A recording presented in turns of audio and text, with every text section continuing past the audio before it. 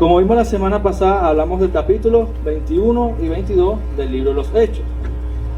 Vamos a hacer un pequeño resumen para los que no vinieron y para los que vinieron también. Recuerden que Pablo empezó a hacer un viaje a Jerusalén direccionado por el Espíritu Santo, ¿recuerdan? Él iba direccionado por el Espíritu Santo, pero vimos que en el viaje él tuvo muchas advertencias, que si la contamos fueron 3 advertencias que tuvo Pablo sobre su viaje, y advertencias que fueron de parte de ¿quién? De parte del mismo Espíritu Santo. Ahora, Pablo sabemos que fue obediente porque él obedeció, y él dijo anteriormente que él iba ligado en el Espíritu Santo, que él sabía ya lo que le esperaba porque él lo dijo a través del Espíritu Santo, y él siempre fue obediente a la voluntad del Espíritu Santo. A pesar de que tuvo advertencias que no fueron malintencionadas, él continuó su viaje porque él sabía que el Señor era el que lo había enviado. Vemos que llegó a Jerusalén, llegó de un reporte, después del reporte vinieron los problemas, tuvo que hacer un voto. En medio del voto entró al templo con hombres, recuerdan, hombres judíos, a los que dijeron que estaban entrando con gentiles. Llegaron los rumores, la murmuración, y por causa de un rumor iban a matar a Pablo. Bueno, Pablo, después que esta gente casi lo mata, tiene la oportunidad de testificarle a estas personas que querían acabar con su vida, y testificó. Tuvo la oportunidad de hacerlo y la aprovechó al máximo. Testificó lo que el Señor había hecho en su vida, su pasado, su conversión, y a lo que el Señor le había enviado, hasta que él nombró la palabra gentiles. Cuando él nombró la palabra gentiles, otra vez esta gente se molestó y quería acabar con la vida de Pablo. Y terminamos en la semana pasada en el versículo 30 del capítulo 22, y vamos a volver a leerlo. Dice la palabra del Señor así, cuando lo tienen ya todo. Amén. Dice así: y al día siguiente, queriendo saber de cierto la causa por la cual le acusaban los judíos, le soltó las cadenas y mandó venir a los principales sacerdotes y a todo el concilio, y sacando a Pablo le presentó ante ellos. Recordemos que la testificación que tuvo Pablo fue con una turba, con una multitud que quería acabar con su vida. Ahora aquí se va a presentar ante el concilio, que el concilio es prácticamente lo que se conocía como el Sanedrín. ¿Qué es el Sanedrín? Es literalmente lo que están haciendo ustedes, sentarse juntos. O sea, literalmente era sentarse juntos. Esto fue una asamblea o consejo de sabios del pueblo de Israel. Estaba compuesto mínimo por 23 jueces y un máximo de 71. La Biblia hace mención de esto, para los que anotan, en Números capítulo 11 del versículo 16 al 30. Cuando Dios le habla de esto a Moisés y le ordena a que se establezca este concilio. O sea que esto ya estaba establecido desde mucho antes. Este consejo estaba formado por 3 grupos: los sumos sacerdotes, los senadores y los letrados, que eran los escribas, o sea, los teólogos del tiempo, y dirigida por el sumo sacerdote, que era una persona por excelencia. Pablo iba a dar su juicio delante de unas personas que estaban ocupando un puesto que fue establecido por el mismo Dios. O sea, estas personas ya no eran una multitud que estaba enfurecida, que querían acabar con la vida de Pablo. Aquí Pablo iba a tener la oportunidad de defenderse, porque iba a ser un juicio. Esta gente estaba aquí para hacer cumplir la ley. O sea, si una persona va a hacer cumplir la ley, tiene que establecerla, tiene que hacer que se cumpla. Entonces, ya Pablo va a empezar a dar aquí su defensa delante de Sanedrín. Entonces empecemos en el capítulo 23, versículo 1, donde dice: entonces Pablo, mirando fijamente al concilio, dijo: varones hermanos, yo con toda buena conciencia he vivido delante de Dios hasta el día de hoy. Recordemos que la semana pasada, a los que anotan, le dije que anotaran unas palabras que a Pablo le iban a traer problemas. ¿Alguno notó la palabra pasada? Bueno, si no se recuerda, la palabra pasada que él hizo mención y trajo problemas fue la palabra gentiles. Ahora anoten, para los que anotan, anoten esta palabra: con toda buena conciencia he vivido delante de Dios. Con buena conciencia. Ahora, Pablo había vivido con una buena conciencia delante de Dios, y él empieza su defensa diciéndolo, a lo que vemos la respuesta del sumo sacerdote, o vemos lo que él hizo a través de lo que mencionó Pablo. Dice en el versículo 2: el sumo sacerdote Ananías ordenó entonces a los que estaban junto a él que le golpeasen en la boca. Ustedes imagínense, Pablo está empezando su defensa con gente que está puesta para hacer cumplir la ley, y lo primero que él hace es decir: yo con buena conciencia he vivido delante de Dios. Este hecho o el mencionar esto hizo que el sumo sacerdote mandase a que le golpeasen la boca. O sea, ¿será que lo que Pablo hizo o lo que él mencionó era para que fueran actuados así en contra de Pablo? Yo pienso que no, porque prácticamente empezó su defensa, dijo 2 o 3 palabras y ya lo mandaron a golpear. O sea, era algo que totalmente no merecía. Ahora, para entender un poco por qué Ananías, que era el sumo sacerdote encargado del concilio, actuó así, vamos a saber un poco de la vida de Ananías. Ananías fue un sumo sacerdote en el año 47 al 58 después de Cristo. Supuestamente, seguramente este hombre no merecía el puesto, sino que lo compró. Era un hombre que incluso se robaba los diezmos, las ofrendas. O sea, era un hombre malvado, un hombre no piadoso, un hombre que era corrupto y ocupaba un puesto importante porque era el principal, el que tenía el control sobre toda esta audiencia. Ahora, si notamos la vida de este hombre, podemos ver 2 maneras en las que podemos entender por qué Ananías actuó de esta manera. Uno es, Pablo estaba en una posición de que era un prisionero, venía de ser golpeado, lo estaban culpando de ciertos cargos y Pablo se atreve a decir en su condición: yo tengo buena conciencia delante de Dios. O sea, esto puede decir Ananías: oye, tú en tu posición vas a decir que vives con buena conciencia, no estarías en tu posición. Puede ser el caso número 1. Y el caso número 2 es que Pablo, al decir esto, ofendió a Ananías. Porque Pablo en su situación, él se atrevió a decir: yo tengo buena conciencia delante de Dios, a lo que Ananías no tenía. Y Ananías ocupaba un puesto principal. O sea, esto se pudo sentir ofendido solamente con el hecho de que Pablo hiciera mención de esto. La acción de él fue mandarlo a golpear en la boca. O sea, imagínense empezando su defensa. Usted empieza su defensa, dice 2 o 3 palabras, aparte del poco golpe que le habían dado antes, ahora le van a dar otros golpes más. O sea, golpes inmerecidos. Entonces vemos la reacción de Pablo. Aquí donde, como la semana pasada hablamos, la reacción de Pablo fue con un dominio propio. Cuando lo cayeron a golpe, tuvo dominio propio. Ahora, ¿cómo reaccionaría usted ante esta nueva situación que usted se está defendiendo y le dan otro golpe?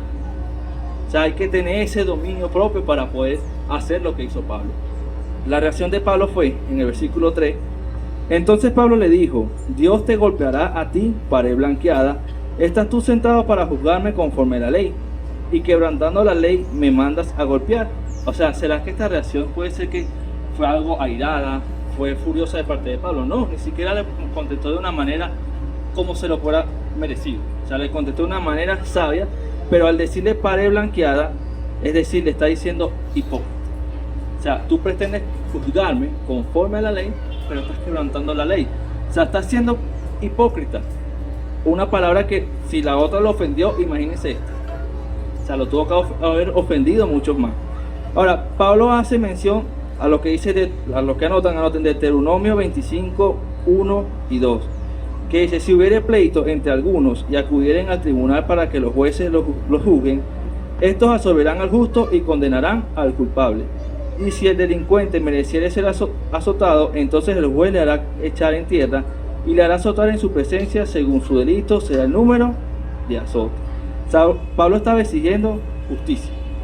O sea, para que lo puedan golpear, primero tenía que tener un juicio y después tener una sentencia. Algo que totalmente no había pasado, porque él apenas empezó a hablar y ya lo golpearon.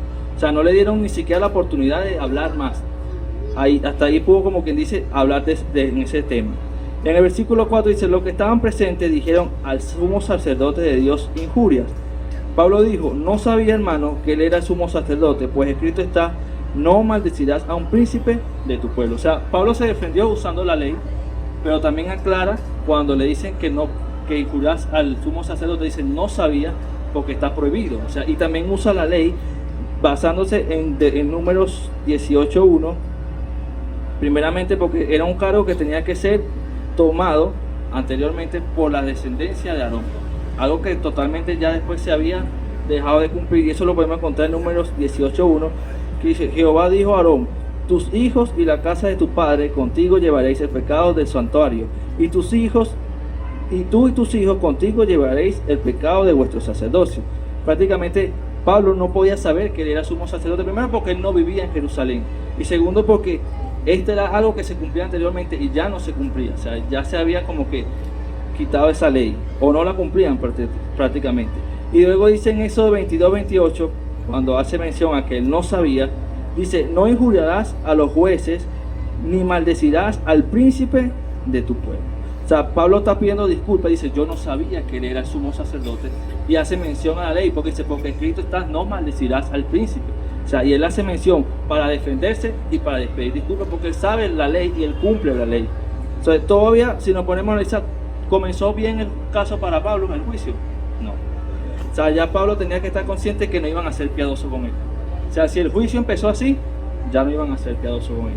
Entonces Pablo, vamos a leer lo que dice el versículo 6. Entonces Pablo, notando que una parte era saduceo y otra de fariseo, alzó la voz en el concilio. Nuevamente dice, varones hermanos, yo soy fariseo, hijo de fariseo. Acerca de la esperanza y de la resurrección de los muertos, se me juzga. Pablo aquí usó una nueva estrategia. O sea, Pablo, notando que una parte era saduceo y otra parte era fariseo, él dice que se le juzgara conforme a la esperanza y a la resurrección de los muertos, se me juzga. O sea, él apeló a que él, antes de ser cristiano, antes de llegar a los caminos del Señor, dice que él era fariseo, hijo de fariseo. Y él tenía estas creencias que tenían la secta de los fariseos, que sí creían en la resurrección. Ahora, esta palabra, anótenla, es la tercera palabra que trajo problemas a Pablo. Primero fue gentiles, segundo, buena conciencia, y tercero es resurrección. Cuando él hace la mención de la resurrección, esto trae una división, porque los fariseos eran una secta de judíos que creían y enseñaban sobre la resurrección del cuerpo humano, la creencia que existía un mundo espiritual, la inmortalidad del alma, enseñar la ley de forma oral, así como estamos ahorita, y de forma escrita, en la predestinación en el futuro de recompensas y castigos basados en las obras. O sea, ellos creían en la resurrección. Los saduceos era otra secta religiosa judía que su creencia aceptaba únicamente la ley, rechazaban la tradición de enseñar de forma oral y negaban la resurrección corporal, la inmortalidad del alma, no creían en la existencia de un mundo espiritual. O sea, eran dos sectas que tenían creencias totalmente diferentes. Pablo se da cuenta que la mitad era saduceo y la mitad era fariseo, y él usa, como quien dice, esta estrategia. Ahora, cuando él hace mención de la resurrección, se divide. Sabemos que usó una buena estrategia, ya se divide la audiencia. Y dice en el versículo 7, cuando dijo esta palabra, se produjo disensión entre los fariseos y los saduceos. Y la asamblea se dividió, porque los saduceos dicen que no hay resurrección, ni ángel, ni espíritu, pero los fariseos afirman estas cosas. Y hubo un gran vocerío, y levantándose los escribas de la parte de los fariseos, contendían diciendo, ningún mal hallamos en este hombre, que si un espíritu le ha hablado o un ángel, no resistamos a Dios. Veamos que Pablo hace mención aquí a la resurrección. Pablo llegó ahí porque fue acusado de ¿qué? De profanar el templo, de ir en contra de la ley de Moisés, de enseñar cosas, doctrinas falsas. Ahora, si nos ponemos a analizar la respuesta de ellos, cuando él acepta que antes había sido fariseo, la respuesta es de ellos, dice, y levantándose los escribas de la parte de los fariseos, o sea, los que estaban a favor de él, dijeron, ningún mal hallamos en este hombre, que si un espíritu le ha hablado o un ángel, no resistamos a Dios. O sea, que el tema controversial por el que Pablo llegó a ese lugar, no se habló más. Pablo llegó acusado de todo lo que acabamos de mencionar, más que todo por profanar el templo. Pero vemos que aquí ya al hacer mención y a dividir la asamblea, ya no se habló más de este caso, sino que ahora era por la palabra resurrección. O sea, que ahora los fariseos estaban a favor de Pablo, no porque Pablo era inocente, sino por lo que Pablo creía, por las tradiciones o la doctrina que Pablo creía al pertenecer a este grupo. Este grupo enseguida se puso de su lado porque creen en lo que Pablo estaba creyendo, pero no se pusieron de parte de Pablo porque Pablo era inocente, porque ni siquiera le dieron la oportunidad de hablar. O sea, y en el versículo 11 dice, a la noche siguiente se le presentó el Señor y le dijo, ten ánimo, Pablo, pues como lo has testificado de mí en Jerusalén, así es necesario que testifiques también en Roma. Aquí vamos a hacer algo muy importante. La palabra que le dice el Señor se le volvió a aparecer. En estos 3 capítulos que hemos leído, se le ha aparecido ya 3 veces el Señor a Pablo. Y en esta le dice, ten ánimo. Como digo, si una persona le dice a usted ten ánimo, porque usted está desanimado, porque usted está triste, porque está pasando un mal momento. Pablo estaba en ese momento. Ahora el Señor le dice, porque es necesario que testifiques de mí en Roma como lo hiciste en Jerusalén. Pero Pablo a lo mejor estaba triste, lo más seguro es que estaba triste porque él testificó al pueblo, cuando este pueblo lo quiso asesinar. Pero cuando estuvo delante del Sanedrín, del concilio, ¿será que Pablo tuvo la oportunidad de testificar? O sea, le dieron oportunidad de hablar. Prácticamente no habló. Lo que dijo fue buena conciencia, y después hizo mención de que era de fariseo, hijo de fariseo, y al medio de la resurrección soy juzgado. Prácticamente fue lo que dijo. Pero aquí es donde el Señor le dice, ten ánimo, y le dice algo que es muy importante, pues como has testificado, que sea, el Señor le está diciendo, Pablo, sí testificaste. O sea, aunque Pablo creía que no lo había hecho, el Señor le dice, ten ánimo, Pablo, sí lo hiciste. Sí testificaste de mí, y así como lo hiciste aquí, es necesario que ahora vayas y lo hagas en Roma. Ahí es donde yo recuerdo, tengo 2 testimonios para compartírselo.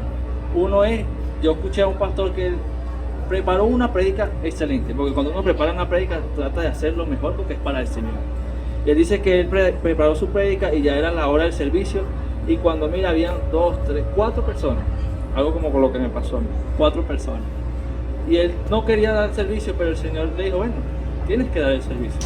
Cuando él termina el servicio, la gente se va, pasa un tiempo y él testifica de ese momento, que él hizo ese servicio y él no quería predicar y se había desanimado porque eran 4 personas. Es como cuando usted tiene servicio y ve esa silla, usted quisiera que todas esas sillas estén llenas, ¿sí o no?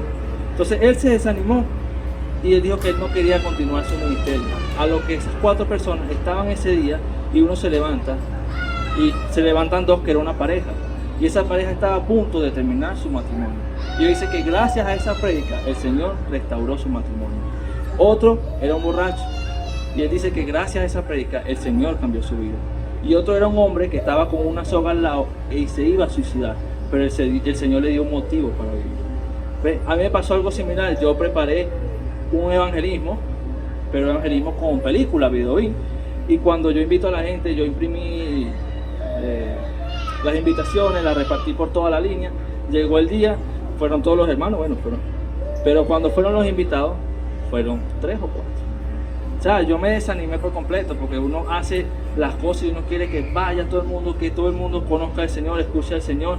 Y cuando yo veo esas 4 personas, yo igual seguí, puse la película, terminó la película, pasé, di la palabra, hicimos la oración, todo bien, gracias a Dios. Pero me desanimé, así como Pablo en ese momento, porque dije, Señor, pero uno hace tantas cosas y se mueve, y 4 personas. Y ahí es donde el Señor, a partir de lo que me pasó y el testimonio que yo escuché, es que no importan los números. O sea, lo importante es hacer el trabajo del Señor. O sea, porque si nosotros nos ponemos o nos importan los números, o que todo el mundo se convierta, o los resultados, de los resultados se va a encargar Dios. O sea, si el Señor te está dando a ti un trabajo, tu deber es hacer el trabajo. ¿Que los resultados quién se va a encargar? Dios, porque si yo quiero resultados, yo quisiera que todos aceptaran al Señor, que todos pudieran conocer al Señor. Pero a veces viene gente, y de tanta gente pasan y reciben al Señor 1 o 2, pero ya con 1 o 2 que conozcan al Señor ya es ganancia. O sea, entonces el Señor le da a entender a Pablo que sí lo hizo, aunque él no lo creía, aunque él estuviera desanimado, el Señor le dijo, sí lo hiciste. Ahora donde viene también lo más importante, y le dice que es necesario que testifiques también en Roma. O sea que el Señor le dijo, bueno, lo hiciste, pero ahora tienes más trabajo por hacer. El trabajo continúa, que así como lo hiciste aquí, ahora tienes que hacerlo en Roma. Ahora, para una persona que sirve al Señor, que el Señor le diga que hay más trabajo, esto lo llena de gozo. ¿A cuánto les gusta trabajar para el Señor? Amén. Y el que no le guste, póngase a trabajar para el Señor, para que vea que lo va a hacer con gozo. Entonces, si el Señor le dice, hay más trabajo, tenemos que llenarnos de gozo. Pero al que no le gusta trabajar, se va a poner triste, porque más trabajo, más carga. Pero al que le gusta trabajar para el Señor, lo va a hacer con gozo y alegría. Y Pablo lo entendía en ese momento, y el Señor se lo confirmó. Entonces, en el 11 dice, en el 12 dice, venido el día, algunos de los judíos tramaron un complot y se juramentaron bajo maldición. Escuchen bien esto. Diciendo que no comerían ni beberían hasta que hubiese dado muerte a Pablo. Eran más de 40 los que habían hecho esta conjuración, los cuales fueron a los principales sacerdotes y a los ancianos y dijeron, nosotros nos hemos juramentado bajo maldición a no gustar nada hasta que hayamos dado muerte a Pablo. Ahora pues vosotros con el concilio requerid al tribuno que le traiga mañana ante vosotros, como que queréis indagar alguna cosa más cierta acerca de él, y nosotros estaremos listos para matarle antes que llegue. O sea, aquí vimos que esta gente no pudo por la manera legal contra Pablo. Ahora ellos no querían que Pablo fuera preso, no querían una sentencia, ellos querían matar a Pablo, lo querían matar porque sí. O sea, estaban tan llenos de odio a lo que Pablo enseñaba, que era sobre el Señor Jesucristo, y ellos odiaban al Señor Jesucristo. Entonces odiaban todo lo que tuviera que ver con él. Ellos querían acabar con la vida de Pablo. O sea, ellos eran tan celosos que habían hecho un juramento. Me dice, un juramento de no comer o beber hasta que Pablo muriera. O sea, imagínense eso. Y vamos a seguir leyendo que Pablo duró muchos años vivo. O sea, imagínense esa gente. Pero ya vamos a hablar de eso ahorita. Imagínense.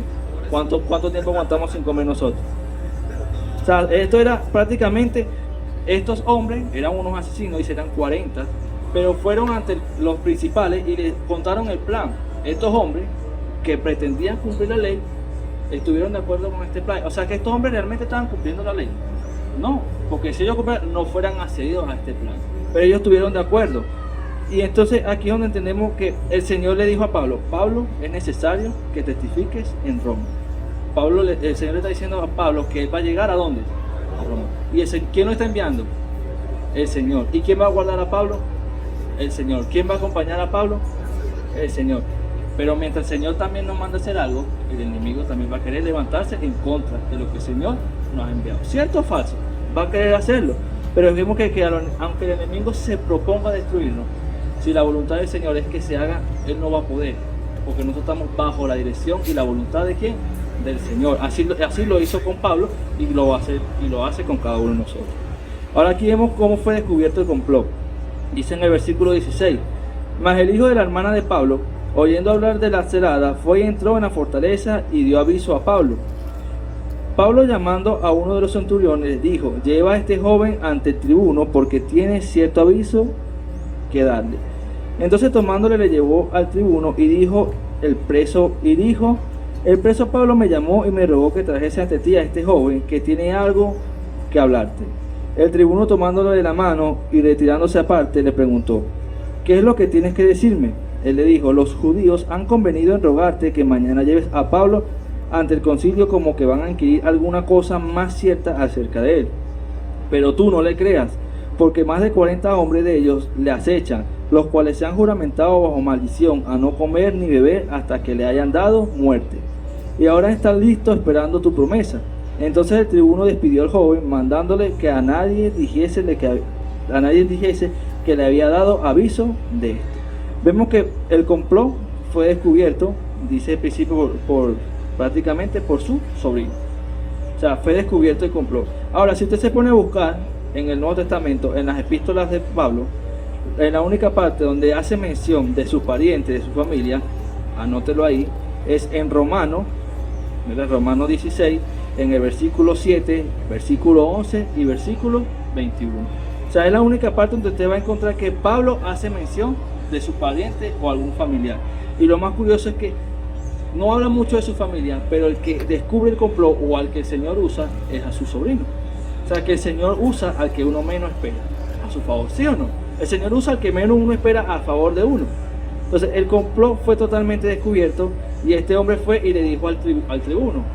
Ahora, ellos actuaron de buena manera, porque ellos podían haberse puesto del lado de ellos y decir: bueno, ellos quieren matar a Pablo, bueno, vamos a dejarlo y acabamos con este problema, ya no tenemos más problemas. Pero este hombre fue sabio, escuchó y no accedió a las propuestas de ellos. O sea, el Señor usó a este muchacho para dar aviso, para que custodiaran la vida de Pablo, y vamos a ver la respuesta de parte del Señor en el versículo 23. Y llamando a 2 centuriones, mandó que preparasen para la hora tercera de la noche 200 soldados, 70 jinetes y 200 lanceros, para que fuesen hasta Cesarea, y que preparasen cabalgaduras, en que poniendo a Pablo le llevasen en salvo a Félix el gobernador. O sea, el tribuno movió mucha gente. Vamos a contar, dice 200 soldados, ¿no? 70 jinetes y 200 lanceros. O sea, 470 personas. ¿Cuántos querían matar a Pablo? 40. ¿Cuántos iban a proteger a Pablo? 470. O sea, es como puede decir, Dios hasta exageró para enseñarle a Pablo que la promesa de él se iba a cumplir. O sea, Pablo, 40 hombres. Ahora yo me imagino como esos 40 hombres, a ver estos 470 soldados, ¿cómo quedarían? Se cayó el plan. O sea, vámonos, ¿qué vamos a hacer? No hay vida, vámonos. O sea, no pudieron. Pero esto lo propuso, lo dio el Señor. O sea, el Señor fue que movió todas estas piezas. El Señor fue que como se propició todo esto para que custodiaran a la vida de Pablo. O sea, el Señor mostró la mano en la vida de Pablo a través de él. O sea, Muchos querían acabar con Pablo, pero el Señor cuida la vida de Pablo. Y es que el Señor le prometió que él iba a ir a Roma. ¿Y el Señor será que falla sus promesas? No la falla. Entonces en el versículo 25 dice, y escribió una carta en estos términos. Claudio Lisias, al excelentísimo gobernador Félix, salud. A este hombre aprendido por los judíos y que iban a ellos a matar, lo libré yo acudiendo con la tropa, habiendo sabido que era ciudadano romano. Y queriendo saber la causa por la que le acusaban, le llevé al concilio de ellos, y hallé que le acusaban por cuestiones de la ley de ellos. Escuchen esto con atención. Pero él dice, pero que ningún delito tenía digno de muerte o de prisión. O sea, prácticamente está diciendo que es inocente. Pero al ser avisado de las acechanzas que los judíos habían tenido contra este hombre, al punto le he enviado ante ti, intimando también a los acusadores que traten delante de ti lo que tengan contra él. Pásalo bien. O sea, empieza su carta diciendo que lo libró, al saber que era ciudadano romano. O sea, él ahí como que quitó unas cosas, omitió algunas cosas, porque recordemos que a él lo encadenaron y a él lo iban a azotar. Y él no puso nada de eso. ¿Por qué? Porque al decir eso era que estaba en contra de la ley. O sea, ellos no podían ni siquiera encadenar a un ciudadano romano y mucho menos azotarlo sin un juicio. O sea, él omitió todo esto, pero se lo está enviando ahora, está como quien dice, metiendo ahora en el asunto al gobernador. Ahora el concilio de Sanedrín, los judíos, ya no iban a tener más, como que dice, la autoridad sobre el caso de Pablo. O sea, ya no iban a poder decidir, porque él pasó a ser parte de los romanos. O sea, ya lo que iban a determinar el juicio de Pablo iban a ser los romanos. Ya los judíos habían perdido, como que dice, la custodia de Pablo.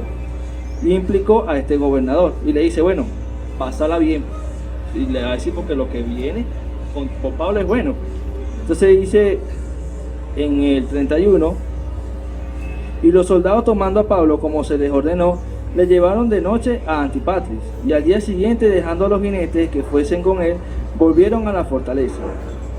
Cuando aquellos llegaron a Cesarea y dieron la carta al gobernador, presentaron también a Pablo delante de él. Y el gobernador leía la carta, preguntó de qué provincia era, y habiendo entendido que era de Cilicia, le dijo, te oiré cuando vengan tus acusadores. Y mandó a que le custodiasen en el pretorio de Herodes. O sea, el viaje a Cesarea ante Félix. O sea, este viaje de Pablo, para los que han leído la carta de Pablo, la epístola, ahí hace mención cómo él viajaba. Y eran unos viajes totalmente diferentes a lo que está haciendo ahora. Pablo no acostumbraba a viajar así. Aquí se la hora tercera, prácticamente a las 9 de la noche sale con 470 soldados.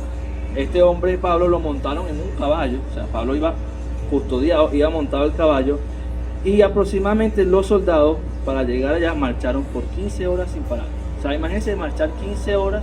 Claro, Pablo iba en un caballo, pero los que iban caminando 15 horas para custodiar la vida de Pablo. O sea que fue maravilloso lo que el Señor hizo, cómo el Señor guardó la vida de Pablo. O sea, y fue hasta Antipatris, ahí fue donde fueron ya menos 70, porque ese era el campo hasta el lugar más peligroso. De ahí en adelante ya como que dice, era más tranquilo. Y ahí vemos que solamente van los 70, ya los otros se retiran. Llegó Pablo hasta allá y dice que logró salir de Jerusalén a Cesarea al puerto. O sea, el complot de los 40 asesinos. Aquí quería hacer un paréntesis sobre lo que hablamos de los 40 asesinos que se juramentaron a que no comerían ni beberían. O sea, imagínense que esto fuera sido así. ¿Cuántos años pasaron y estos hombres no fueran ni bebidos ni comido? Se fueran muertos. Pero aquí dice, algunos se preguntan si los hombres que hicieron el juramento de no comer murieron. O sea, porque debido a que fallaron en lo que habían prometido. Y probablemente este no era el caso. ¿Por qué? Los rabinos de la antigüedad permitían quebrantar 4 tipos de juramentos. Ellos permitían quebrantar 4 tipos de juramentos. Uno era juramento de incitación, juramento de exageración, juramentos hechos en error y juramentos que no se podían cumplir por restricciones. O sea, exclusiones permitidas para cualquier tipo de contingencia. O sea que estos hombres pudieron romper el voto y pudieron comer, y pues, si no, realmente se fueran muertos. O sea, pero vimos que aquí en el capítulo 23, lo que Pablo pasó y cómo el Señor le da ánimo. O sea, una palabra que el Señor le da ánimo y a la que Pablo se agarra esa palabra. ¿Cuántos nos agarramos de las palabras que el Señor nos da? Porque si el Señor da una palabra es para algo, ¿sí o no? O sea, Pablo se agarró de esa palabra. Vamos a pasar al capítulo 24. Y dice, 5 días después descendió el sumo sacerdote Ananías con algunos de los ancianos y un cierto orador llamado Tértulo y comparecieron ante el gobernador contra Pablo. Pero vamos a leer. ¿Sabe que ahora el gobernador que va a tomar el caso de Pablo es el gobernador Félix? Vamos a hablar un poquito. Félix era un gobernador de Judea en el tiempo en que Pablo fue aprisionado en Jerusalén. Este hombre era corrupto, era un hombre, no tenía piedad, era un asesino, o sea, era un hombre totalmente lleno de maldad. Ahora imagínense, Pablo va a comparecer delante de este hombre, o sea, que no la iba a tener tampoco, como quien dice, fácil. O sea, un hombre que, si ponemos a ver todas las personas a las que Pablo se ha presentado, ninguno era una persona que realmente fuera sido justo. O sea, puras personas que estaban llenas de odio, llenas de avaricia, llenas de maldad, asesinos, corruptos. O sea, no la tenía fácil. Y empieza en el versículo 21, dijimos 5 días después. O sea, 5 días después, imagínense, lo que Pablo se echó 15 horas en caballo, estos hombres tardaron 5 días después. O sea, que se echaron ese recorrido para seguir acusando a Pablo. O sea, imagínense, yo creo que el odio era mucho. Para seguir persiguiendo a Pablo, ir hasta allá, hacer esto. Y dice, contra Pablo, los acusadores llegaron, aparte de eso, ya no fueron solos. Acordémonos que Pablo, al usar una estrategia que fue la palabra resurrección, dividió el concilio, fariseo y saduceo. ¿Ustedes creen que aquí había un fariseo? No, porque los fariseos salieron a defender a Pablo, ¿sí o no?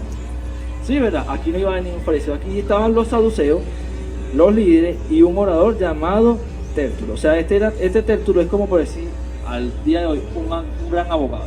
Era uno de los mejores en su tiempo y tenía el don de palabra. O sea, ellos fueron preparados para acusar a Pablo de cierta manera, y ya vamos a ver que no fueron tan preparados como creemos.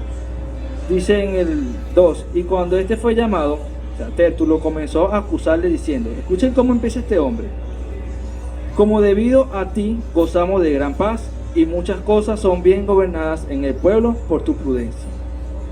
Oh excelentísimo Félix, lo recibimos en todo tiempo y en todo lugar con toda gratitud, pero no por molestarte más largamente, te ruego que nos oigas brevemente conforme a tu equidad, porque hemos hallado que este hombre es una plaga y promotor de sediciones entre los judíos por todo el mundo y cabecilla de la secta de los nazarenos.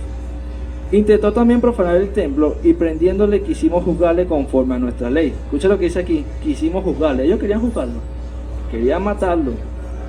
Pero interviniendo el tribuno Licias con gran violencia le quitó de nuestras manos, mandando a sus acusadores que viniesen ante ti. Tú mismo pues al juzgarles podrás informarte de todas estas cosas de que acusamos. Los judíos también confirmaban diciendo, será así a todos. O sea, este hombre empezó, ya conocimos un poquito de la vida de Félix. O sea que Félix era un buen gobernante. E incluso este hombre llegó a ser temido por el pueblo de Israel, por los judíos. Ahora este hombre, siendo judío, empieza elogiando a este gobernador.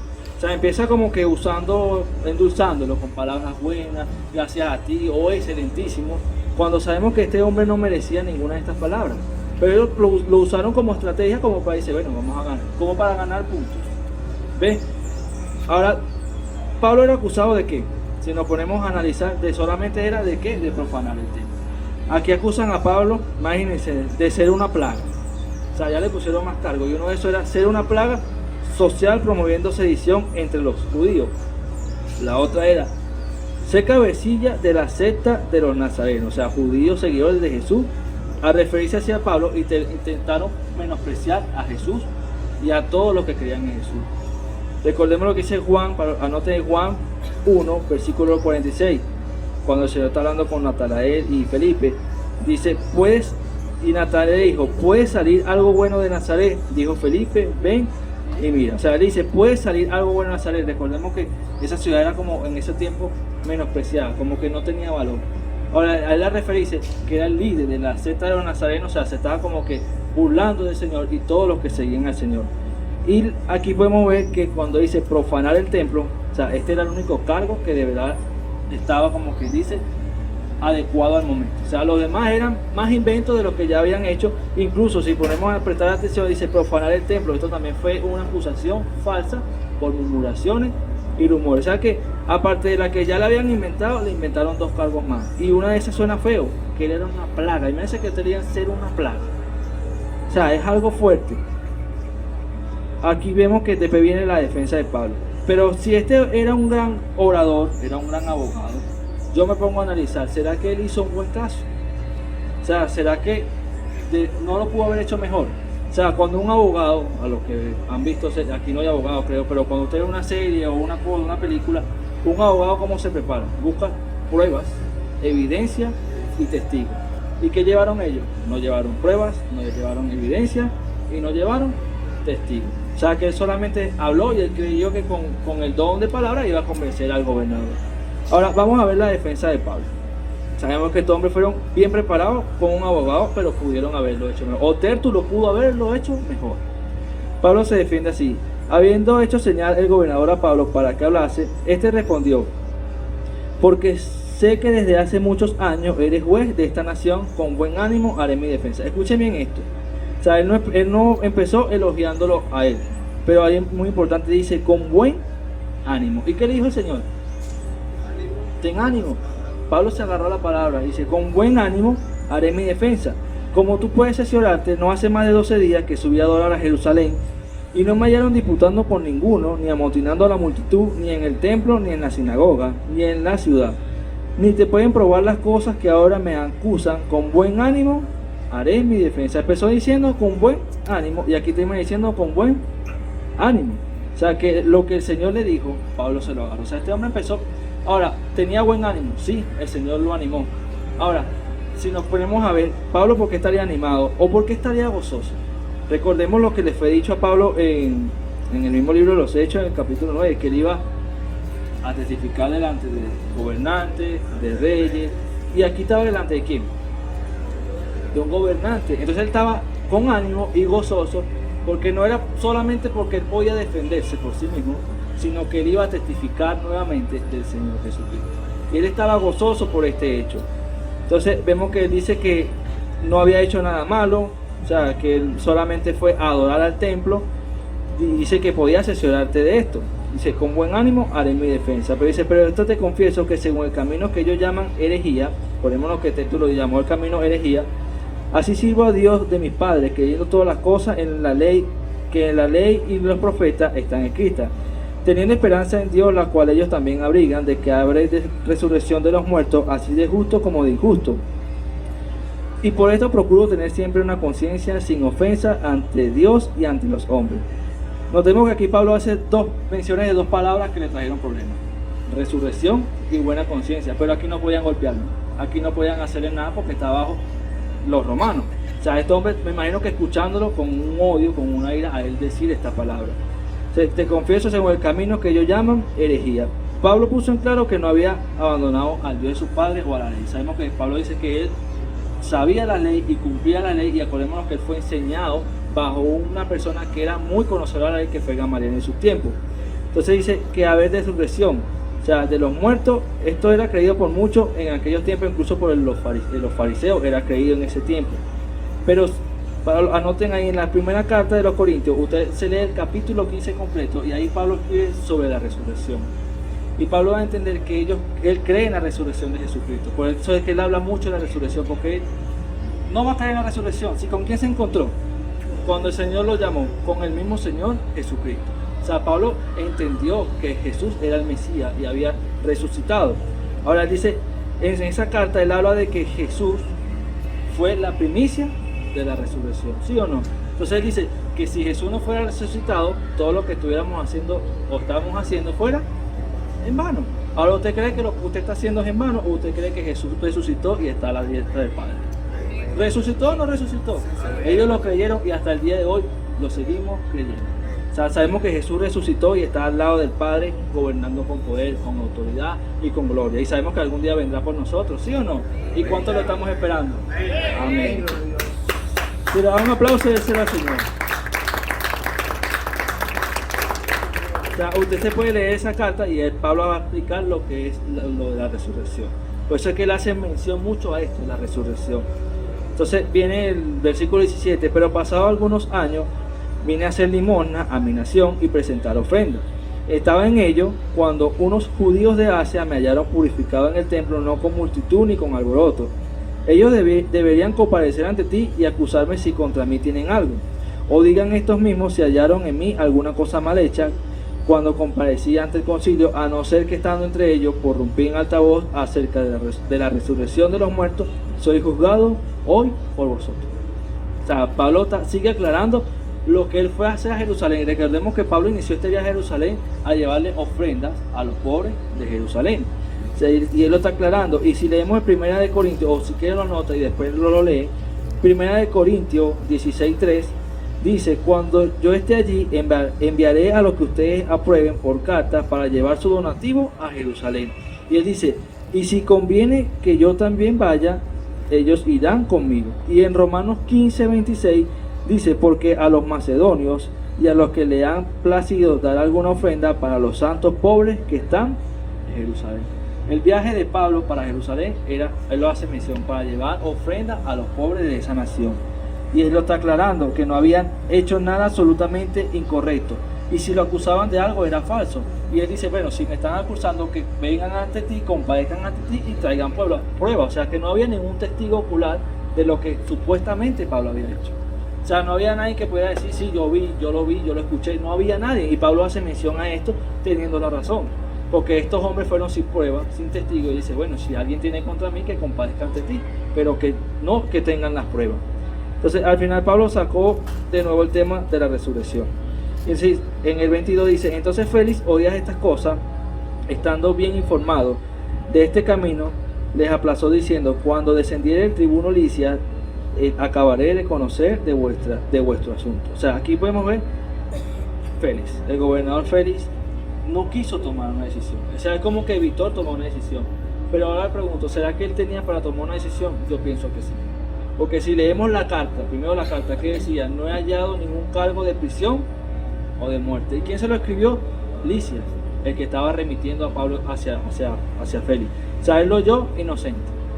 Hay un juicio para Pablo. Van estos hombres, este abogado, ¿llevaron pruebas? No llevaron pruebas, no llevaron nada. O sea que el caso que presentaron contra Pablo fue débil, no había pruebas. Y Pablo siempre se defendió diciendo: puedes asesorarte, puedes testificar que lo que te estoy diciendo es verdad. No hay ninguna prueba. Entonces este hombre pudo decir: bueno, Pablo es inocente. Pudo haberlo hecho. Pablo era inocente. Y no había ninguna prueba como que para decir: bueno, sí, lo hallamos culpable. Ahora, como dijo hace rato el pastor en su acción de gracia, lo que pasa es que a veces el Señor hace cosas que creemos que son malas o no entendemos.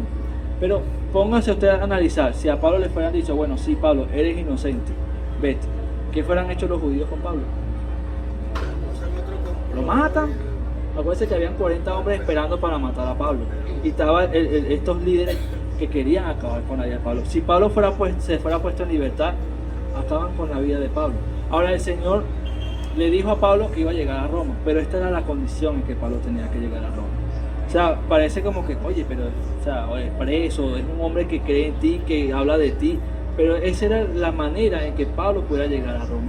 Y también es la manera, porque si Pablo fuera hecho este viaje y a Pablo no lo meten preso, lo más seguro es que no fuera tenido la oportunidad de testificarle a este gobernador, no fuera tenido la oportunidad de testificarle al Sanedrín completo y a los que vamos a ver más adelante que tuvo la oportunidad de testificarle. O sea, si a lo mejor fuera hecho su viaje y no fuera acontecido nada de esto, él no fuera tenido la oportunidad de testificar como el Señor le envió a rectificar a gobernantes y a rey. Y aquí vemos que empezó con el primer gobernante y después vamos a ver más adelante lo que el Señor, él hizo a lo que el Señor le envió. Entonces vemos que el Señor, ese fue el método que usó para que Pablo pudiera cumplir lo que el Señor le había encomendado. Uno quisiera que, bueno, escuchando esto, que en algún lado dijera: bueno, y Pablo fue puesto en libertad, fuera sido bueno, pero sabemos que fueran acabados con la vida de Pablo. Y algo que es muy, muy interesante en lo que hemos leído: ¿será que Pablo estaba diciendo o estaba peleando por su libertad? Él en algún momento dijo: yo soy inocente, yo no merezco estar preso, yo quiero estar libre. Él se preocupaba por esto. No, sí demostró que no había nada en contra de él, aclarando que era inocente, pero nunca quiso decir que él necesitaba estar afuera, que quería ser libre. Él se preocupó más en qué, en predicar del Señor, en hablar de la palabra del Señor. Y eso es lo que nos tiene que importar más a nosotros, o sea, predicar la palabra del Señor. Y este hombre lo hizo en medio de estas circunstancias, y nosotros creo que a veces ni pasamos circunstancias como esa y no nos atrevemos a predicar del Señor.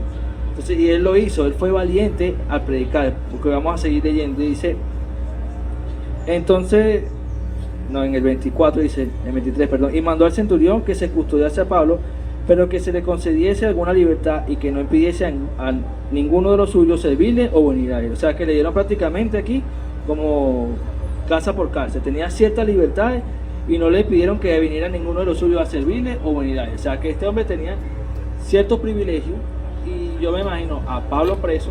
Y para lo que hemos estudiado la vida de Pablo, hemos leído, Pablo escribió muchas de sus cartas estando preso. O sea que este hombre, él no estaba en una cárcel echándose a morir, culpando a Dios, refunfuñando de lo que estaba pasando. No, este hombre, a pesar de que estaba preso, o sea, físicamente, porque sabemos que en espíritu no, él siguió escribiendo cartas, seguía animando a los hermanos. O sea, imagínense una persona presa animando a una persona libre. Pero Pablo lo hacía porque él sabía lo que estaba haciendo. Entonces dice que le dieron cárcel por cárcel. Yo imagino que en ese momento Pablo, o en ese tiempo que estuvo preso, le predicó a los soldados, le predicó a los prisioneros, y lo más importante es que aquí lo vamos a leer, le predicó a Félix y a su esposa. Dice en el versículo 24: algunos días después, viniendo Félix con Drusila su mujer, que era judía, llamó a Pablo y le oyó acerca de la fe en Jesucristo. O sea que lo que Pablo habló, o lo que él pudo testificar, a Félix como que le quedó la curiosidad, como que quería saber más, e incluso no solamente él, sino su esposa. Ahora, esta mujer era hermana de Herodes Agripa, y Félix prácticamente la sedujo, la apartó de su esposo, que era anteriormente, y la convirtió en su tercera esposa. O sea, imagínate la relación que había entre ellos. O sea, era una relación totalmente loca, por decirlo así. Y vemos que Pablo les predica a ellos. Y yo quería, eso ahí vemos que se cumple lo que fue en Hechos 9, 15 y 6. Y le dijo el Señor: ve, porque paso escogido me es este, para que veáis mi nombre en presencia de los gentiles y de reyes y de los hijos de Israel, porque yo le mostraré cuánto le conviene que padezca por mi nombre. Y como dijimos ahorita, Pablo en medio de sus prisiones, en Filipenses capítulo 1, versículo 12 y 14, dice así: quiero que sepáis, hermanos, que las cosas que me han sucedido han redundado más bien para el progreso del Evangelio, de tal manera que mis prisiones se han hecho patentes a Cristo en todo el pretorio y a todos los demás, y la mayoría de los hermanos, cobrando ánimo en el Señor con mis prisiones, se atreven mucho más a hablar de la palabra sin temor. O sea que lo que Pablo estaba pasando, el proceso que estaba pasando, sirvió para animar a los demás hermanos a hablar más del Señor. Pudo haber sido al contrario, metieron preso a Pablo, agarramos miedo. No, pero esta situación que pasó Pablo sirvió para que, así como el Señor lo animó a él, él animó a los demás a seguir predicando la palabra del Señor y sin temor. Porque eso es lo que pasa a veces, que nos da temor predicar la palabra del Señor. Entonces vemos que viene como que dice la cita privada. Y en el 25 dice: pero dice tal Pablo, o sea, acerca de la justicia, del dominio propio y del juicio venidero, Félix se espantó y dijo: ahora vete, pero cuando tenga oportunidad te llamaré. Vemos que Félix vino con su esposa, con Drusila, querían escuchar a Pablo, y Pablo le habla acerca de, primero, la justicia, segundo, dominio propio, y tercero, juicio venidero. Y me encanta cuando dice dominio propio, porque en lo que hemos leído, Pablo tuvo dominio propio, podía hablar de dominio propio. Ahora él hace esto. Félix se espantó. O sea, a lo mejor Félix fue antes Pablo, queriendo escuchar a Pablo, pero que Pablo le dijera lo que él quería oír. Y es que a veces nos pasa así, o sea, a veces pasa así, que venimos ante el Señor y queremos que el Señor nos diga lo que nosotros queremos oír y no lo que el Señor tiene para decirnos. Porque a veces lo que el Señor nos dice no nos gusta, porque a veces no nos gusta cuando el Señor nos corrige, cuando el Señor nos pone así, no nos gusta. Entonces este hombre a lo mejor quería escuchar algo que fuera para él o lo que él estaba esperando escuchar. Pero vemos que Pablo, para mí, fue valiente, porque a predicarle a este hombre, o sea, es como que si él sabía la vida de este hombre. Le habló de justicia, dominio propio y juicio venidero. O sea, a lo que este hombre se espantó. Pero Pablo tuvo que haber sido valiente, porque este hombre tenía, como que dice, autoridad sobre la vida de Pablo. Él podía tomar una decisión y Pablo no le importó y le predicó de esto. O sea, hay que ser muy valiente para predicar. Pero es que lo importante es predicar lo que el Señor nos dice y no lo que nosotros queremos. Porque nosotros podemos predicar lo que nosotros queremos, pero si no es lo que el Señor quiere, no está haciendo efecto. Porque el Señor manda a hacer una cosa, el Señor le dice: bueno, Pablo, esto es lo que vas a hablar, esto y esto y esto. Ahora este se espantó. O sea, imagínense, Pablo prácticamente le está diciendo: bueno, tu vida es así, tú vives así, y lo que va a venir para ti es un juicio. Se asustaría, me imagino. Ahí lo dice, se espantó. Ahora, lo importante es que Pablo le predicó. Este hombre escuchó y dice: bueno, te llamaré luego. O sea, lo dejó para después. O sea, cuando tenga otra oportunidad, te llamaré. ¿Y a cuántas personas de los que estamos aquí han predicado y le han dicho, a mí me ha pasado, no tengo tiempo, ahorita no, otro día, estoy cómodo así? Bueno, cuando tenga tiempo o cuando esté en mis últimos momentos, yo busco al Señor. ¿No les ha pasado? ¿No lo han escuchado? Pero usted cumplió con predicar. Aquí dice, bueno, cuando tenga otra oportunidad. Pero hay gente que rechaza la oportunidad, y él rechazó en ese momento, no rechazó el oír a Pablo, rechazó en ese momento la oportunidad de llegar a su vida la salvación. Él la rechazó, y hay personas que el día de hoy son como él, se espantan ante las palabras del Señor y dicen, no tengo tiempo. En otra oportunidad, pero hay gente que no sabe que esa pudo haber sido su última oportunidad. Y así como Pablo le predicó, nosotros también tenemos que predicar a esa persona, porque no sabemos si esa persona hoy es la última oportunidad que tiene de oír al Señor. O sea, tenemos que predicar como lo hizo Pablo en ese momento, sin miedo y sin temor. Y no es fácil, porque yo le puedo parar aquí y decir, no, vayan a predicar. Y a mí me da miedo, por decirlo. Porque no es fácil, uno se para a predicar y a veces le da nervios, se pone nervioso. Ahorita no me está temblando el micrófono, pero antes yo me ponía así. O sea, no podía ni controlar el micrófono. Da miedo, da nervios predicar al Señor. Y a veces las excusas que pone más el pueblo de Dios es que no sé qué decir, no sé qué predicar. Si me sale con unas preguntas y no sé responderle, ese es el miedo de las personas. Pero, ¿sabes? Cuando el Señor te manda a predicar, o sea, hay que estar preparado para predicar, porque uno no puede tampoco ir a lo loco. Pero cuando el Señor te manda a predicar, el Señor, así como le dijo en aquel tiempo a muchos hombres de renombre, yo iré contigo, yo pondré palabras en tu boca. A mí me ha pasado que yo a veces estoy predicando y salen palabras de mí que yo ni siquiera las pensé, ni siquiera las sabía. Y ese es el Espíritu de Dios, pero tienes que atreverte a soltar la palabra. O sea, puedes tener miedo, sí, es normal. ¿Quién aquí no ha tenido miedo? Eso es, nadie levanta la mano, porque todos hemos tenido miedo. ¿Cuánto hemos tenido temor? Todos hemos tenido temor. Ahora, ¿será que tenemos que vivir con miedo y temor? O sea, podemos tener miedo, pero no podemos dejar que el miedo y el temor nos dominen. O sea, podemos tener temor, sí, pero no podemos vivir atemorizados. O sea, el Señor siempre nos dice, hay que ser, el Señor nos lo recuerda. Si te pones a escuchar, a leer la Biblia, hay muchas veces que el Señor dice, hay que ser valiente, valiente, valiente. Pero ¿quién nos da la valentía? Él mismo nos la da. O sea, porque el valiente no es, bueno, yo voy a salir y predicar y soy yo. No, la valentía viene del Señor. Porque ¿qué nos da la valentía? Que si el Señor te envió, el Señor te va a acompañar y el Señor te va a respaldar. Y eso es lo que nos da la valentía para predicar la palabra del Señor. O sea, sí podemos tener miedo, no le digo que no. Da miedo, no es que da miedo, a veces uno se pone nervioso. Pero cuando ya tú empiezas a hablar y a soltar la palabra, créalo que lo que usted va a soltar es palabra de parte de Dios. O sea, al principio da miedo, al principio uno se pone así, pero cuando ya tú empiezas a hablar, ya no eres tú, ya es el Espíritu Santo hablando a través de ti. Y eso es lo que importa, que tú te dejes usar por el Señor. Que si tienes miedo, sí, pero suelta lo que el Señor quiere hacer a través de ti, porque si no te atreves, nunca lo vas a hacer, ¿sí o no? Hay que atreverse a predicar la palabra del Señor. Y Pablo lo venía haciendo muchas veces, pero aquí fue valiente a predicarle de esta manera a este hombre. Porque no le predicó o no le maquilló el mensaje para que, bueno, este gobernador quiere escuchar esto, vamos a decirle lo que él quiere escuchar. No, Pablo no fue así. Pablo le predicó lo que realmente él necesitaba escuchar. Dice, pero en el 26, esperaba también con esto que Pablo le diera dinero para que le soltase, por lo cual muchas veces lo hacía venir y hablaba con él. Vemos que este hombre sí quería escuchar a Pablo, pero realmente no le importaba el mensaje de Pablo. Dice que muchas veces lo hacía venir, pero ¿cuál era la intención? Dame plata y te suelto, o dame plata y tu trato va a ser mejor. Quería como que comprar a Pablo, sobornar. O sea, la intención de este hombre no era realmente escuchar la palabra del Señor. Él la pudo escuchar, pero la rechazó. Y seguía escuchando a Pablo. Ahora yo me imagino que si este hombre visitó muchas veces a Pablo esperando recibir dinero, yo me imagino a Pablo predicando muchas veces de lo mismo. Pablo no iba a cambiar el mensaje porque el mensaje es del Señor. Y él seguía predicando de lo mismo y él seguía escuchando, a lo que todos sabemos que Pablo no iba a ceder a esta petición de que le dieran dinero. A lo mejor Pablo tenía con qué, pero no lo iba a hacer.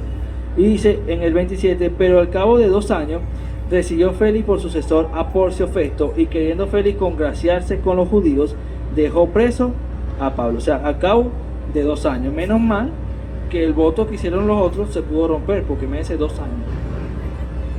Ahora, ¿qué es lo importante con esto? Aquí terminan los 2 capítulos correspondientes del día de hoy. Pudimos ver en el capítulo 23 que a veces nos desanimamos. Sí, nos desanimamos. A veces no queremos continuar el camino del Señor, porque el camino del Señor, dígame, ¿a quién se le ha hecho fácil el camino del Señor? No, nadie dice, porque el camino del Señor es fácil o es difícil. Pero el Señor dice que esto es para quién, para valientes, para gente esforzada. Y si no podemos desanimar, pero lo más bonito o lo más importante es que el Señor va a estar ahí diciéndote, anímate.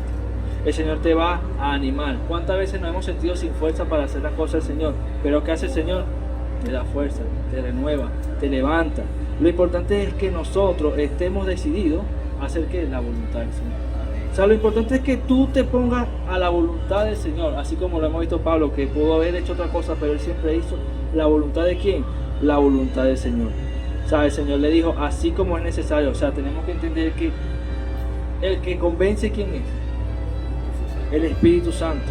Nosotros soltamos la palabra y el que se va a encargar de convencer a la persona, ¿quién va a ser? El Espíritu Santo. El otro trabajo lo va a hacer el Espíritu Santo, pero el Señor necesita que nosotros soltemos la palabra para que la palabra haga efecto y el Espíritu Santo termine de hacer el trabajo. O sea, ese es el trabajo que tenemos que hacer nosotros. Por eso es que el Señor aquí podemos ver que nos anima a predicar el Evangelio. Si tienen temor, si hasta el día de hoy han tenido temor de predicar, se entiende, pero hoy el Señor te está diciendo, ten ánimo. O sea, ten ánimo de predicar, no importa quién sea. Porque a veces nos da miedo predicar a la persona porque creemos que son más importantes. O incluso no sabemos a veces ni cómo predicarle a nuestros amigos, porque si le decimos algo se ofenden. Hay personas a las que usted les predica, incluso en la iglesia, y no les gusta el mensaje y se molestan y se van. Pero nosotros no podemos, como quien dice, maquillar el mensaje para que el mensaje sea, te guste a ti, te guste a ti. No, el Señor habla y sabemos que la palabra del Señor es para qué. Corregir, redarguir, exhortar, para edificar, para restaurar. Para todo esto sirve la palabra del Señor. O sea, y es muy importante que nosotros nos animemos hoy a hacer la voluntad del Señor. Y que si usted hasta el día de hoy no se ha animado o no se ha atrevido a predicarle a nadie, empiece hoy. ¿Por qué? Porque el tiempo de la venida del Señor, ¿cuántos creen que están cerca? Amén. ¿Y qué está esperando usted para hacer el trabajo del Señor? Que el Señor venga y te diga, ¿y a cuánto les predicaste? No, pero es que yo pensé que tú no venías todavía. O sea, no podemos poner excusas, porque ¿ha pasado cuántos años de que el Señor dijo que venía? ¿Hace más de qué? 2000 años. Claro, nosotros no tenemos 2000 años, pero por lo menos yo, en mi caso, tengo 30 años. No, ojalá fuera predicando. Digo, ojalá fuera sido predicando. Pero desde que yo entendí que yo tengo que hacer la voluntad del Señor, para mí esto es lo mejor que usted puede hacer. O sea, predicar la palabra del Señor. Así no sea hablando, así sea con su ejemplo. Porque Pablo dice con buena conciencia. Y ahora, ¿cuántos de nosotros podemos decir hoy que tenemos la conciencia tranquila delante de Dios? O sea, eso es algo muy importante. Porque yo me puedo parar aquí y decirle, bueno, yo tengo la conciencia tranquila delante de los hombres y delante de Dios. A ustedes los pueden engañar, pero ya Dios conoce nuestros corazones. Y no es nada más bonito que tener una conciencia tranquila delante de Dios y de los hombres para hacer la voluntad del Señor. O sea, de verdad que espero que esta palabra haya sido de bendición. Yo sé que sí es así, de bendición para su vida, que usted haya podido retener lo que hoy se dijo. Y lo más importante, o sea, decimos retener, guardar en nuestro corazón y en nuestra mente, es muy importante. Pero algo más importante de eso es aplicarla, porque de nada vale que, por ejemplo, aquí está el pastor, está Osman y el pastor Ítalo, y mi persona, hagamos estudios y usted escucha para usted y se llena usted. ¿Será que eso es lo más importante? O sea, aquí yo puedo hablar 1 hora y no le estoy diciendo que lo que yo dije, todo lo que yo dije usted lo va a retener, porque es imposible, tenía que ser una grabadora para retener todo. Pero así sea lo mínimo que usted retenga, lo mínimo que usted haya entendido, póngalo por obra. O sea, porque de esto se trata, de que vale aprender para qué, para mi conocimiento. Esta sabiduría que nosotros tenemos aquí es buena, pero la mejor sabiduría es la que viene de parte de Dios. Y si usted quiere pedir sabiduría a Dios, el Señor dice que vengan y se las pidan y Él se las dará. ¿Usted cree que, mire, yo le doy gracias al Señor que usó a mi pastor y a Ítalo cuando me mandaron este mensaje y me dijeron que yo tenía que hablar del capítulo 21 al 28 y les confieso nunca lo había leído. Los leí, me impactaron porque sé que en el Señor el Señor me dijo a mí una palabra que yo tendría que ser mi ministerio evangelístico, y Pablo aquí me enseña lo que es un ministerio evangelístico y misionero.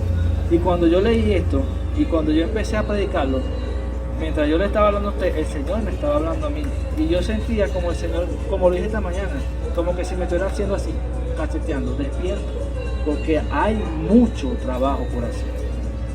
A Pablo le dijo, lo hiciste, pero hay que hacer más. Y a nosotros nos está diciendo hoy, hay mucho trabajo por hacer, ¿sí o no? Mucho trabajo por hacer. Y aquí hay muchas personas que podemos hacer el trabajo del Señor. Yo le invito a que se ponga sobre sus pies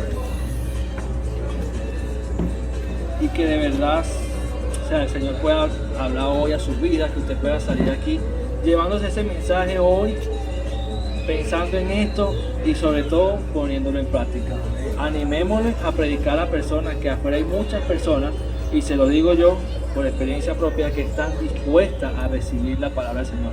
Creemos que las personas afuera están como que dicen que no quieren nada con el Señor por como están uno. No, afuera hay gente que usted le habla del Señor y están como que dispuestas a recibir de parte del Señor, pero solamente falta que alguien vaya y le dé la palabra. ¿Y eso somos quién? Todos nosotros. Vamos a orar al Señor, cierre sus ojos, hable con el Señor ahí usted personalmente. Y bueno, Padre amado Señor, gracias por este momento, mi Dios amado. Gracias Señor porque podemos estar aquí en el mejor lugar, Señor, hoy domingo. Señor, dándote la gloria, dándote la honra, porque solamente tú te la mereces, Padre amado. Gracias, Señor, porque podemos estar aquí, Señor, aprendiendo cada día más de ti, cada día llenándonos más de ti, Señor. Gracias porque a través de tu palabra, Señor, tú nos hablas, porque tú dices en tu palabra que tú nos hablas de una u otra manera, Señor. Gracias porque hoy podemos aprender de ti lo que tú nos quieres decir, Padre de la gloria. Yo te doy gracias por mis hermanos que están en este lugar, por la expansión de esta zona, Señor, y por toda la iglesia, el Cordero de Dios, Señor, que está escuchando este estudio del libro de los Hechos, Señor. Yo te pido, Señor, que yo sé que es así, que este estudio sea de bendición para cada uno de nosotros, Señor, que podamos aprender hasta lo más mínimo lo que tú nos quieres decir a través de este estudio, Señor. Gracias por las personas que están impartiendo este estudio, Señor, porque yo sé que tú lo usas de una manera especial y sobrenatural para hablar de tu palabra, Señor. Te doy gracias, Señor, por cada persona que ha estado dispuesta, a que ha dispuesto su tiempo para venir a escuchar de ti, Señor. Gracias porque yo sé que tú tienes un plan, un propósito con cada uno de los que está aquí, Señor. Y hoy nos ha dicho a través de tu palabra, Señor, que nos animas a hacer tu voluntad, Señor. Que tú vas a estar ahí animándonos para hacer tu obra, Señor. Que si tú nos envías a un lugar, Señor, tú nos vas a respaldar, tú nos vas a acompañar, tú nos vas a guiar, tú nos vas a dirigir, Señor.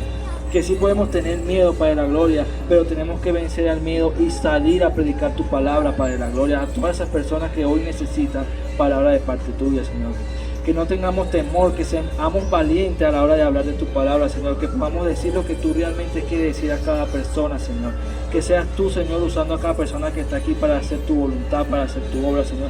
Que tú puedas usar a cada persona que está aquí para que ellos mismos, Señor, puedan llegar a sus familiares, a su familia, Padre de la gloria, para que ellos sean, Señor, luz en sus casas, Señor, y a través de lo que ellos aprendan aquí puedan impartir en su casa, Señor, y tú puedas llegar a cada familiar de cada uno de ellos, Señor. Te pido que bendiga su hogar, su trabajo, Señor, su vida, Señor, en todos los momentos, Señor, que tú seas acompañado de cada área de su vida, Padre amado, y que ellos puedan, Señor, no solamente, y no que solamente nos conformemos, Señor, con escuchar y aprender solamente un día de tu palabra o 2 días, Señor, sino que todos los días, Señor, podamos tener una intimidad contigo, Señor, podamos buscarte cada día, podamos buscar tu rostro, Señor, que podamos tener una intimidad contigo, Padre amado, porque tú conoces nuestras vidas, pero a ti te gusta que nosotros te contemos cada detalle del Señor, que podamos llegar ante ti con confianza, a hablar, Señor, porque tú, Señor, estarás ahí presto para oírnos, Padre de la gloria.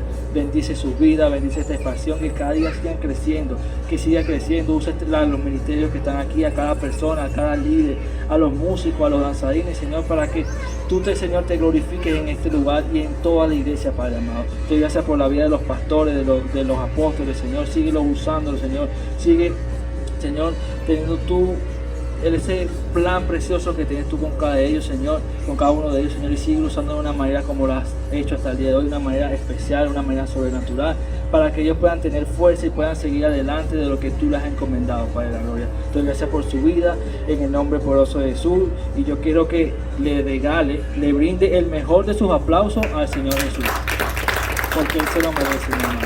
Que el Señor lo continúe bendiciendo.